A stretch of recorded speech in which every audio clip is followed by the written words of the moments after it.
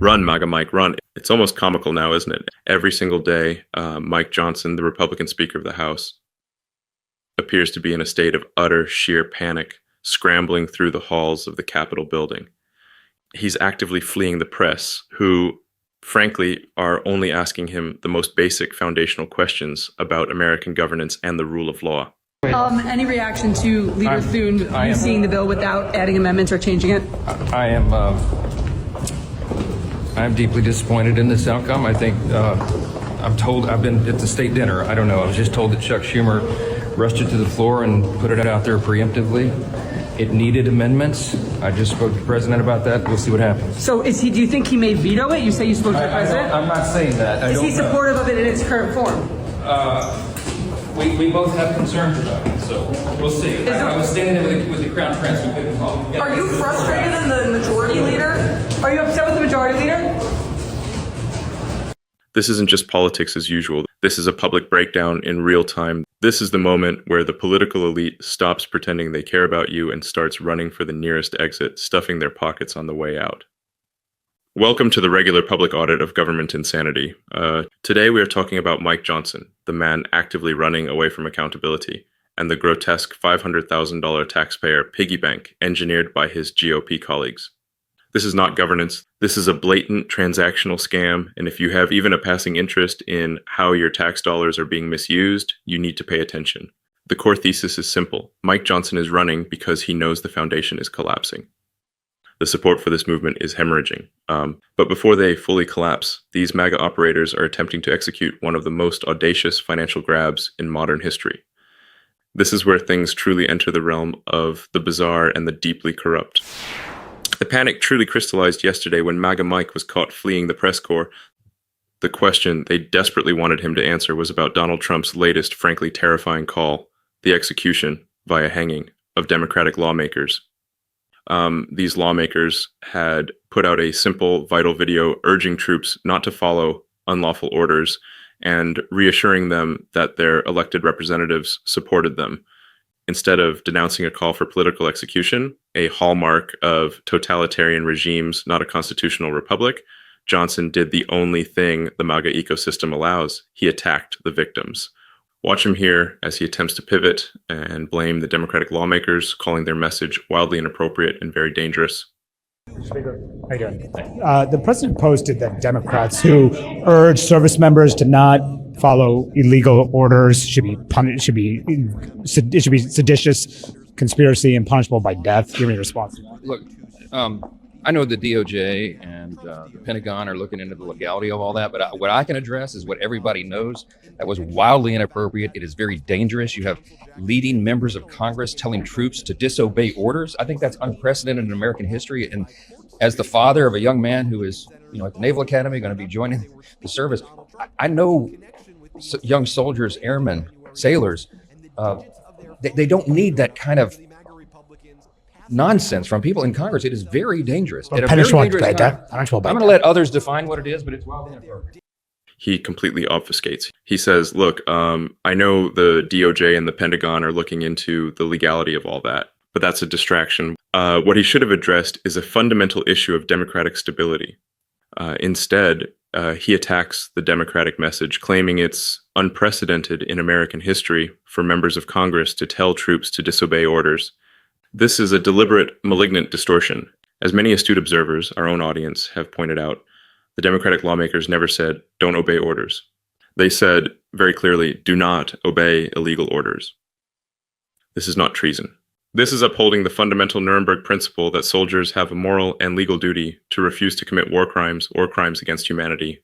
So let's ask Mike Johnson, the man with a son at the Naval Academy, a direct philosophical question. Does he want his young man or any soldier to commit a war crime? If he wants them to follow every order blindly, then yes, that is precisely what he is advocating for. This is the direct result of prioritizing political loyalty to a single man over the foundational oath to the Constitution.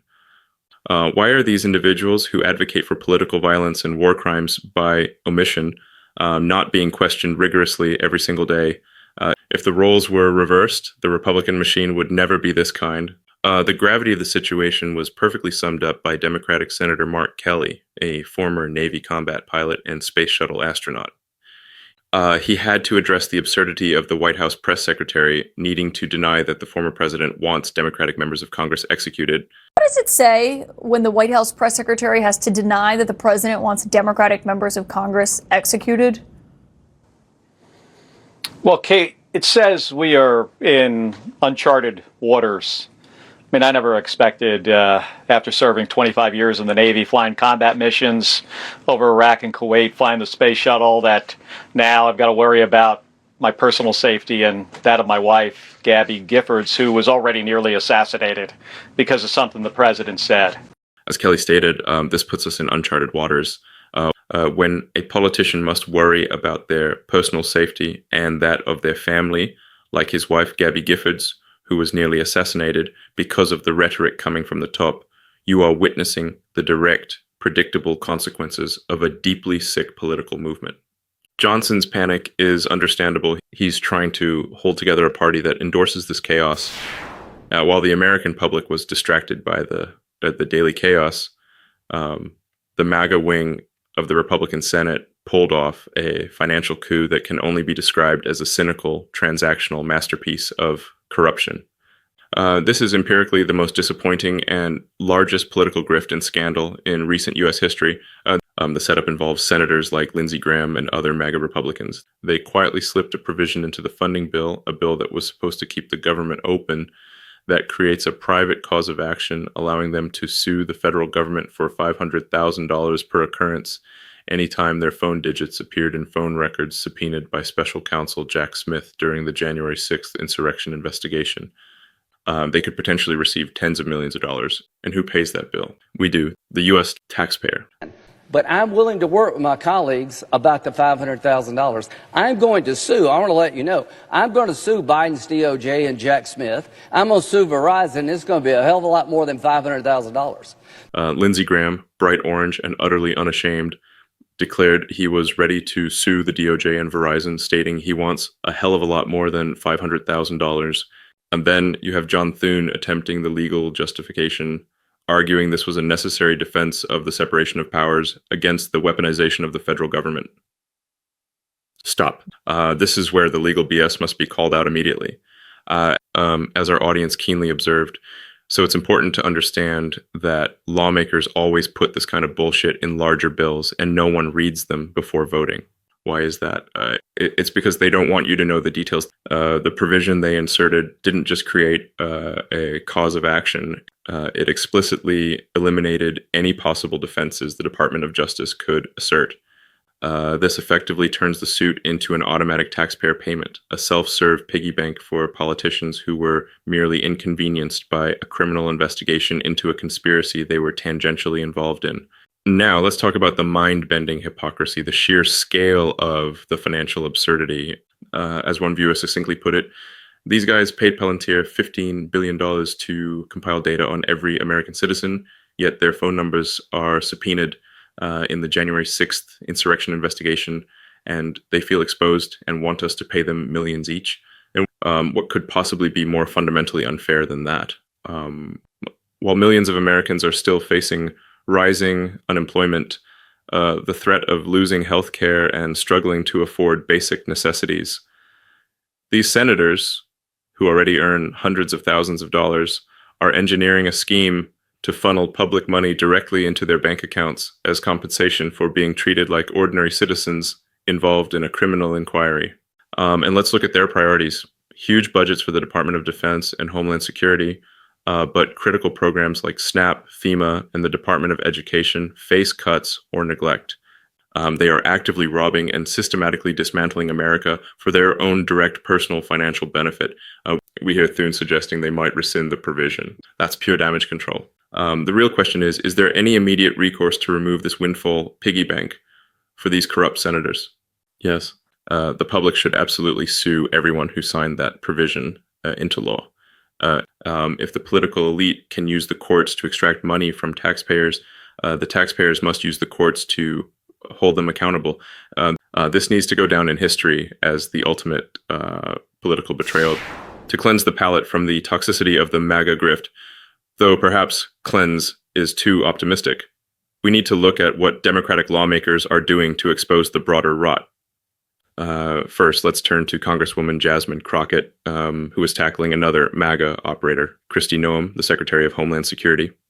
Secretary of Homeland Security, Kristi Noem.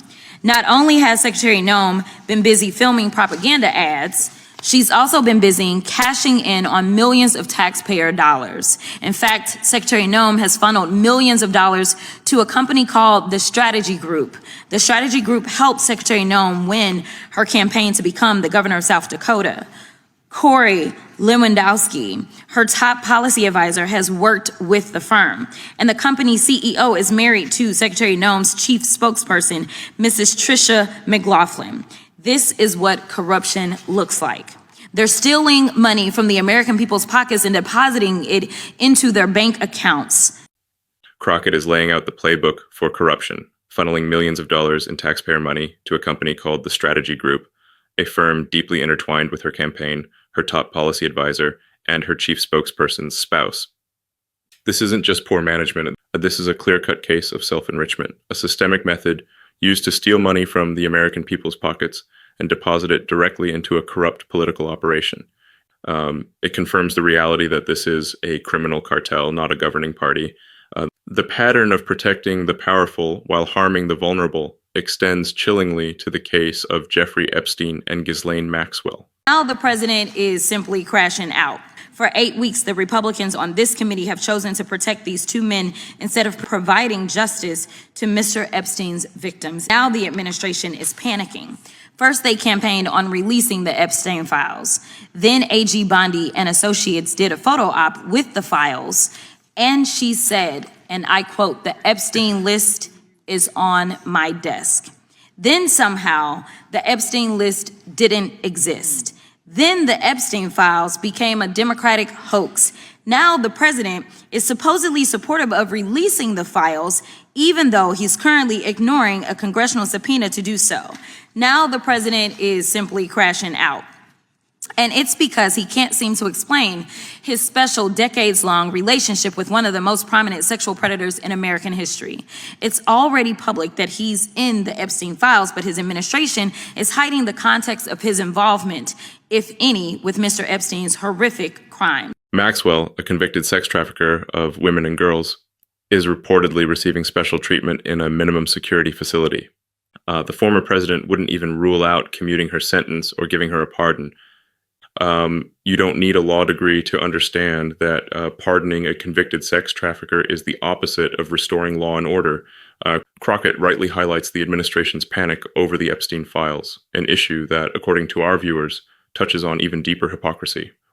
We must ask, why is there such silence, such fear surrounding the content of these files? This is where the political rot bleeds into moral decay. As one commenter noted, Trump's past derogatory comments towards women, the piggy attack, speaks volumes to his misogynistic administration and his attempts to impress figures like the Saudi crown prince. Where is the national outrage about the Saudis' gender apartheid and systematic human rights abuses? In the MAGA world's silence on genuine, massive human rights abuses while claiming to be defenders of justice is deafeningly hypocritical. They only care about justice when it can be weaponized against their political enemies. Congressman Robert Garcia followed up, showing the necessary resolve. I want to remind the Attorney General and the public that our subpoena does not have that language. And so if the Attorney General wants to use her sham investigation in the Southern District of New York to withhold evidence and documents on the bill that the president will hopefully just about to sign, she can't do the same for our subpoena. She is still legally obligated, regardless of any investigation, to produce every single document, photo, video, or material that she has in her possession of the DOJ to the Oversight Committee. That's something that we have not talked about a lot in the last few days because our focus is on this bill. But you can believe that in the next few days and weeks ahead, we're going to remind the DOJ that her investigation she might try to use to stop the effort in the full House, she can't use that to stop the effort we have in the Oversight Committee. Garcia is absolutely correct. Regardless of any internal investigations the DOJ may launch to stall the bill, the Oversight Committee's congressional subpoena still stands. Yet they are legally obligated to produce every document, photo, and material. And this is what leadership looks like, a refusal to back down on a matter of public accountability. The dichotomy of the MAGA movement's morality is nowhere more sharply defined than in their treatment of the January 6th events, specifically how they treat the victims versus the alleged perpetrators. We heard from Democratic Congressman Jamie Raskin, who brought a devastating clarity to the Senate's priorities. They voted to create a simple plaque, not a memorial fund, not money for the families, just a plaque, to honor the Capitol police officers who defended democracy with their lives on January 6, 2021. The plaque has not been put up, despite being provided for in federal law 2 years ago. Speaker Johnson refuses to install it. They won't spend a single dollar to honor or support the families of the officers whose lives were fundamentally altered or destroyed that day. But they did sneak in a provision to give millions of dollars, $1 million each at minimum, to Republican senators who were simply inconvenienced by having their phone records subpoenaed. Raskin's outrage is absolutely warranted. What happened to Lindsey Graham? Did he get sprayed in the face with bear mace? Did he fight for hours to protect the symbol of American democracy? No. His phone records were subpoenaed. He was treated like any other American citizen whose name comes up in connection with a criminal conspiracy. They are not interested in protecting civil liberties for all Americans. They are only interested in their $1 million jackpot payout paid for by the taxpayer. The Senate consistently rejects bipartisan efforts to reform the subpoena process for all Americans, proving their only concern is their own pockets. And finally, the devastating consequence of political pardons. As the chairman correctly stated, if you forgive crime, if you pardon it, you will see more of it. We have the data. We have proof. The list of crimes committed by individuals Donald Trump pardoned on his first day in office, individuals he effectively released back onto the streets, is long and horrifying. Terroristic threats, home invasion, felony assault with a deadly weapon, manslaughter, drunk driving, grand theft, aggravated kidnapping, conspiracy to commit murder as a hate crime, possession of child pornography, rape, sexual assault. Who is responsible for all this? The people who signed the pardons and commutations. This is not governance. It is a direct failure to protect the public in exchange for political loyalty. The final insult is the sheer callousness displayed by MAGA Republican Congressman Pete Sessions, who was caught on air joking about Ghislaine Maxwell receiving special preferred treatment in her Texas minimum security facility. Trove of information that will be gone through. And Congressman, you did mention Ghislaine Maxwell, who's convicted sex trafficker and sex abuser. The NBC is reporting that her prison emails shows she is much, quote, happier at this minimum security Texas facility that she was moved to. There are reports of special treatment at that. She was moved after speaking with Deputy Attorney General Todd Blanche. Are you investigating that? Does that concern you in any way? Well, let me just say this straight up. Anybody that's in Texas is happier. But one would hope a sexual trafficker would not be treated that way, sir. Well, she is at a minimum security prison, a federal prison. Perhaps it does. In fact, there are a number of circumstances that we are aware of, and that is her own safety, her own life, her own opportunity. But does it appear as though there was a quid pro quo to unloosen some of the restraints that would be on her as a normal prisoner? Would not surprise me. Is that something that we need to probably get in and vet? Yes, but it falls well below the line of things that we're working on right now. We've just come off of a government shutdown. We have another government shutdown that looms ahead of us. We've got a lot of work to do, but that she became forthright and reinitiated things to put things in perspectives about what happened and stipulated the terms. I think that does happen because you come to an agreement. Would not surprise. His response, anybody that's in Texas is happier. To a question about a convicted child sex trafficker receiving special privileges is morally bankrupt. It's an example of how deeply entrenched the MAGA culture of minimizing and laughing off serious crimes has become. There's no shame. There is no remorse. Mike Johnson is not just panicking because his poll numbers are bad. He is panicked because this entire operation, this web of corruption, hypocrisy, and blatant taxpayer theft is finally and conclusively being exposed.